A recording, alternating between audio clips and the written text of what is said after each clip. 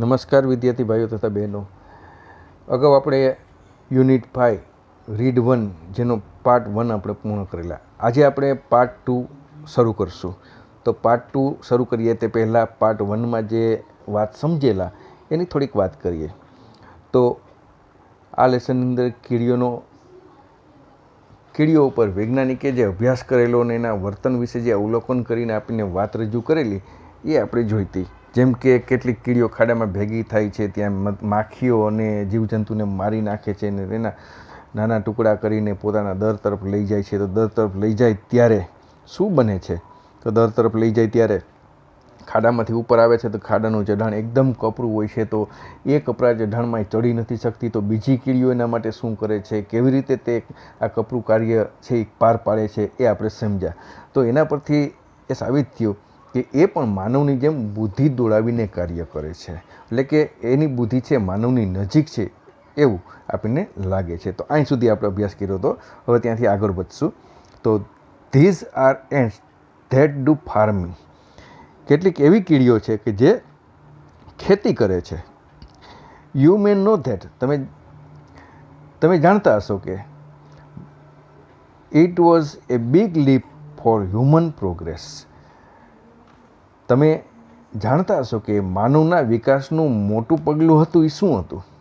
તો એ ખેતી હતી. માનવના વિકાસનું મોટું પગલું કહી શકાય હતું ખેતી. તો પહેલાં શું કરતો હતો માણસ? તો when man gave up being a full time hunter and took farming. તો પહેલાંના સમયમાં માણસ હન્ટર હતો, એટલે શિકારી હતો. શિકાર કરીને પોતાની જીવન ગુજારતો હતો. તો એ છોડીને નહીં ફાર્મિંગ એટલે કે ખેતી શરૂ કરી. તો ખેતી શરૂ કરી એ એના માટે વિકાસનું કદમ હતું, પગલું હતું. Seemingly, the umbrella ants of South America have taken the same step in their small way.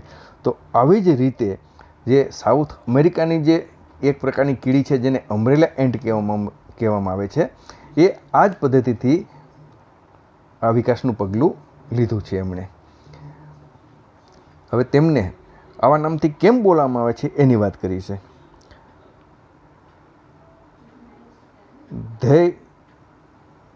They are called by that name because they are often seen carrying large piece of leaf over their head like umbrella. તો હવે ને umbrella ant શા માટે કહેવામાં આવે છે? તો જ્યારે તમે એને જોવ ત્યારે એ કીડી છે એ પોતાના માથામાંથી એક પાંદ ઉચકીને જતી હોય. એ પાંદ કેવી રીતે રાખ્યું? છત્રી જેમ માથે આપણે રાખીએ વરસાદ આવે ને એમ એ છત્રીની જેમ પાંદને ઉચકીને જતી હોય, એટલે એને અમ્બ્રેલા એન્ટ્સ કહેવામાં આવે છે. હવે એનું અમ્બ્રેલા એન્ટ્સ એ પાનનું શું કરે છે એ આપણે જોઈએ. They take this pieces of leaf to their nest. Nest એટલે દર, કે આપણે નેસ્ટ કહીએ પણ દર કેનો રાફડો. તો હવે આ કીડીઓ છે એ આ જે પીસ છે પાંદના એને ઉચકીને એના દરમાં લઈ જાય છે. વેર ધે ચ્યુ એટલે ચાવવું. ધેમ અપ નાઇસલી. તો એ ખૂબ જ એકદમ આમ ઢીલું બની જાય એ રીતે એને ચાવે છે. ખૂબ સરસ રીતે ચાવે છે. ચાવીને શું કરે છે? Afterwards they make beds of this chewed up leaves. ત્યાર પછી આ જે સરસ રીતે ચાવીને માવા જેવું બનાવે આ પાનને, પછી એની ક્યારી બનાવે. આપણે ક્યારામાં કેમ વાવીએ ફૂલને, એમ ફૂલ છોડને બધું વાવીએ ને એમ એ ક્યારાની અંદર આ જે પાંદનો જે લોચો બનાવેલ છે એ પાથરી દે છે. પછી શું થાય છે એમાં? Of this bed grows a kind of fungus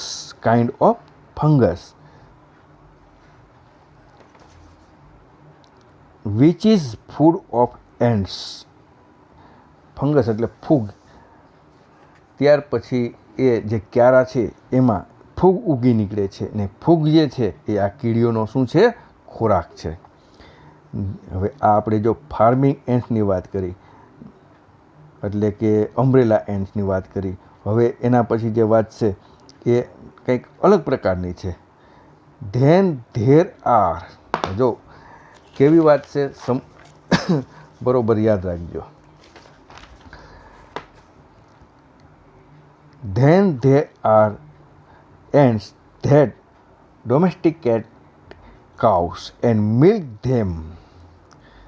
હવે એવી કીડીની વાત છે કે ગાયને પાળે છે.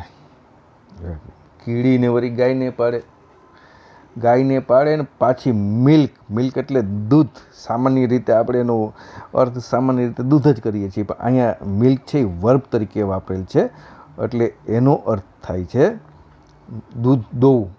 તો એ ગાયને પાળે છે અને દૂધ પણ દોવે છે, એટલે કે એને ગાયોને દોવે પણ છે. લાગે છે ને નવાય.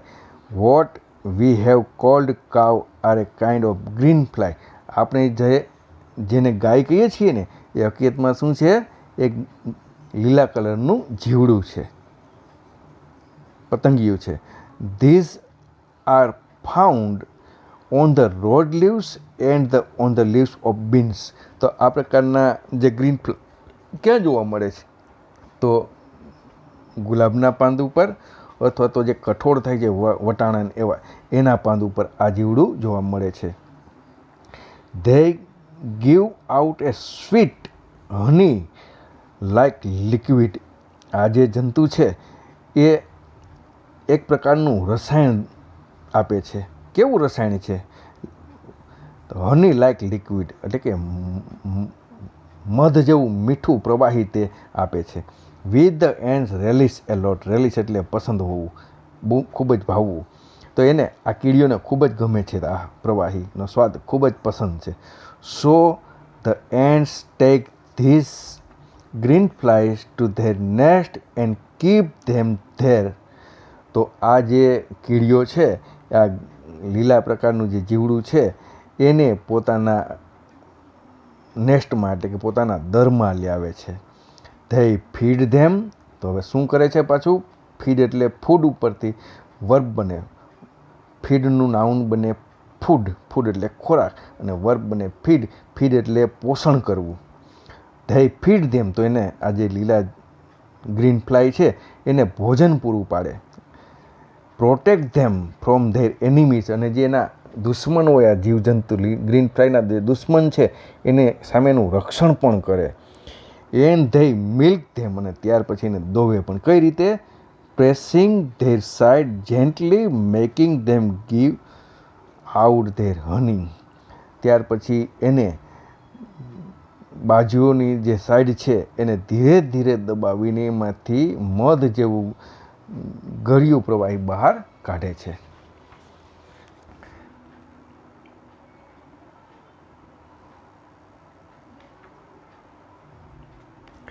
આગળ જોઈએ. Ants we are told play games nurse their sick and bury their dead. કીડીઓ આપીને કહેવામાં આવ્યું છે કે રમતો રમે છે. જો પ્લે ગેમ્સ એટલે રમતો રમે છે, નર્સ એટલે સેવા ચાકરી કરવી. કોની? ધેર સિક એટલે કે તેમાં બીજી કોઈ કીડીઓ માંદી પડી હોય તેની સેવા ચાકરી કરે છે. પછી કોઈ મૃત્યુ પામ્યું હોય તેની દફન ક્રિયા પણ કરે છે. They see that each one in the nest does its share of the work. અને જે આ બધી કીડીઓ છે એ બધી કીડીઓ પોતાની કામની વહેંચણી કરે છે. જે કામ છે એની પાસે એની વહેંચણી કરે છે. And that no one is allowed to be indolent. Indolent એટલે આળસુ. અને કોઈને આળસુ બનવાની છૂટ નથી. એટલે કે બધા, એનો અર્થ એ થયો કે બધાને વેચેલું કામ, પોતાના ભાગમાં આવેલું કામ કરવું પડે છે. All these suggest that ants have a highly developed social sense and perhaps some system of government. આનો અર્થ એ થાય છે કે આ એ બાબત સૂચવે છે કે આ કીડીઓ છે એ એક ઉચ્ચ પ્રકારની સામાજિક બુદ્ધિમત્તા ધરાવે છે. સામાજિક બુદ્ધિમત્તા ધરાવે છે અને કોઈ આપણે સરકારી કાર્ય જે છે કેવી રીતે સિસ્ટમથી થતું હોય એવી સિસ્ટમથી આ દરેક પદ્ધતિથી કાર્ય કરે છે. There are ants that keep other ants as slave. આપણે અગાઉ વાત કરી હતી ને ઇન્ટ્રોડક્શનમાં કે કેટલીક કીડીઓ છે, એક પ્રકારની કીડી બીજા પ્રકારની કીડીને ગુલામ બનાવે છે, એની વાત છે. One such type is powerful red ant. તો રેડ એન્ટ છે એ પાવરફુલ શક્તિશાળી છે. Which is found in Europe. ક્યાં જોવા મળે છે? યુરોપની અંદર. There slaves are taken from a type of a black ant which is smaller in size. તો હવે કોને ગુલામ બનાવે છે? તો એક નાની સાઇઝની કાળી કીડી છે, સાઇઝમાં નાની હોય છે, એને એ ગુલામ બનાવે છે.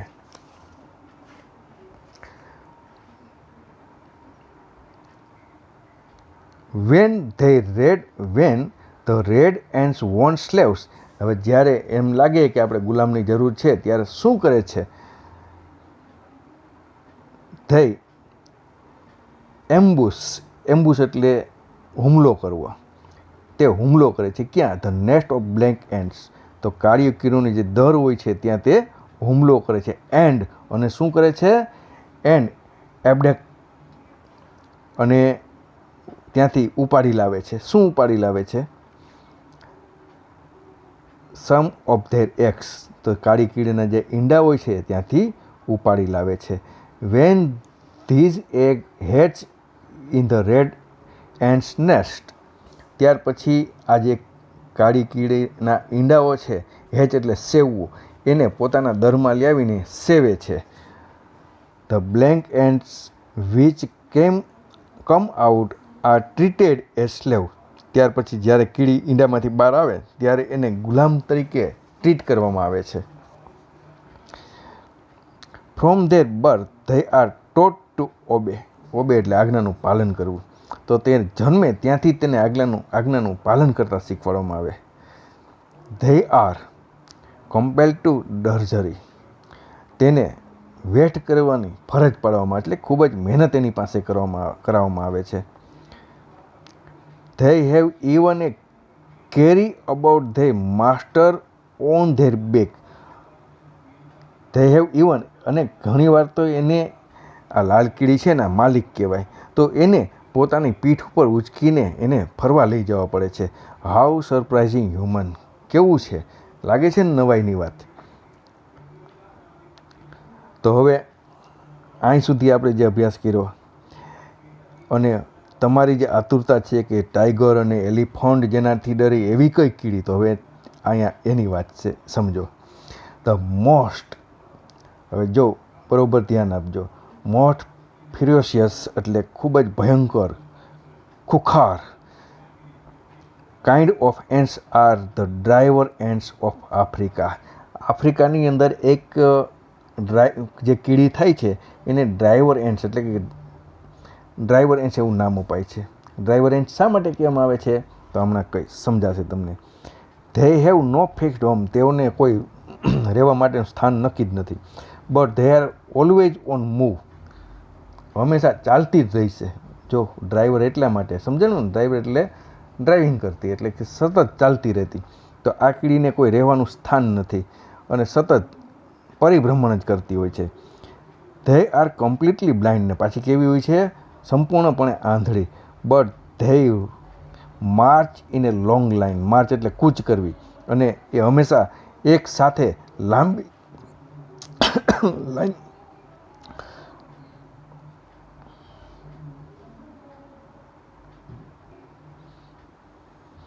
એક સાથે લાંબી લાઈનમાં જ કૂચ કરે છે. મેની મિલિયન અલોન એટલે કે કરોડોની સંખ્યામાં, લાખોની સંખ્યામાં એક સાથે હોય છે. And they devour any animal that happens to be in their path.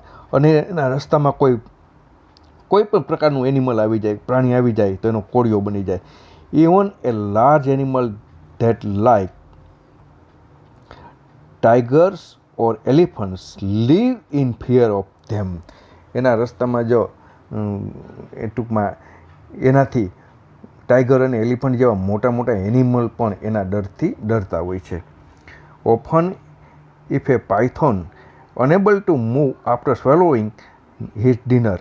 કોઈ અજગર છે એ કોઈને ગળી ગયો હોય અને ગળી જાય પછી તમને ખ્યાલ છે કે અજગર ત્યાંથી હલનચલન ન કરી શકે, તો એ સ્થિતિમાં અજગર હોય એવી સ્થિતિમાં happening to be in the path of the marching line, એટલે કે આ કૂચ કરતી કીડીઓના રસ્તામાં જો અજગર આવી ગયો તો શું થાય? Then these creatures eat both the python and the animal in is stomach. તો હવે એ જે પ્રાણી છે એના પેટમાં ને અજગર બે એ કીડીઓનો ખોરાક બની જાય. The villagers of Africa tell story about babies who have been eaten by ants, and this story may well be true. આફ્રિકાના ગામડાની અંદર લોકો વાતો કરતા કે કીડીઓ છે ને બાળકોને ખાઈ જાય છે, તો આના પરથી એ વાત સાચી હોય એવું લાગે છે. When an army of drivers were enter a house, the people flee into the forest. જ્યારે કોઈ ગામની અંદર કીડીઓ પ્રવેશ કરે, ગામની અંદર જ્યારે આ કીડીઓ પ્રવેશ કરે ત્યારે શું થતું? The people flea into the forest. લોકો ગામમાંથી જંગલમાં ભાગી જતા. And stay there until the ants have passed. અને જ્યાં સુધી આ કીડીઓનું જૂથ પસાર ન થઈ જાય ત્યાં સુધી તે જંગલમાં જતા. When the people come back, જ્યારે લોકો પાછા આવતા ત્યારે they find that તેઓ જોતા every insect and spider in the house has been cleared away. તો જ્યારે પાછા આવીને જોવે તો લગભગ ઘરમાં ઝાડા અને જીવજંતુ હોય એની સફાઈ થઈ ગઈ હોય, એટલે એકદમ સાફસૂફ થઈ ગયું હોય. તો મિત્રો, હવે આજે આપણે સ્ટોરી જોઈ, અંદર કીડીઓ વિશે અવનવી જે વાતો હતી એ તમે યાદ રાખી. હવે આના પરથી જે ક્વેશ્ચન આન્સર અને શોર્ટ નોટ જે છે એની એક PDF મેં તમને મોકલી છે, એ પણ તમારી નોટની અંદર, ફેરબુકની અંદર સરસ મજાના અક્ષરથી લખી લેશો. Okay, thank you.